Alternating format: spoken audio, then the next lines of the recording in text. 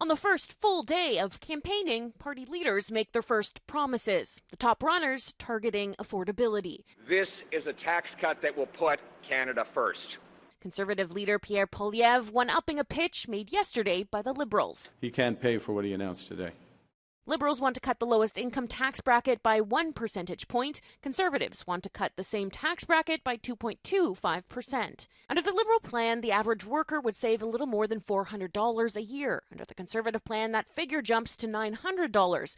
Then there's what the cuts would cost. $6 billion a year for Liberal tax cuts and up to $14 billion annually for the Conservatives. I don't think you want to let the election pass without telling people how you're going to get to these numbers. Those details will come later when they put out their costed platforms.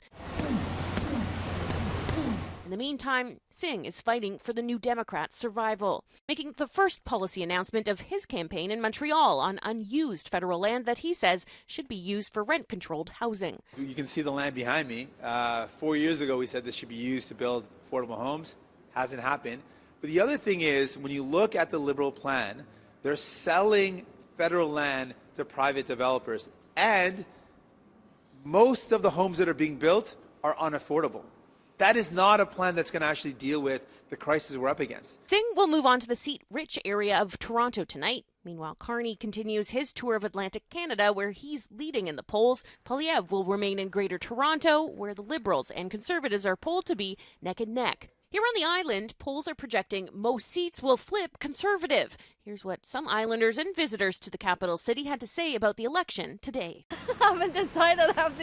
We have to get more information. It's been a long time coming, even if it's a short election period, and I think people are wanting to move forward. And there's a new prime minister, and he needs legitimacy, whoever that ends up being, to make these decisions that are going to need to be made fairly soon. I don't like to talk about the whole Trump thing, but it's the big thing on all our minds.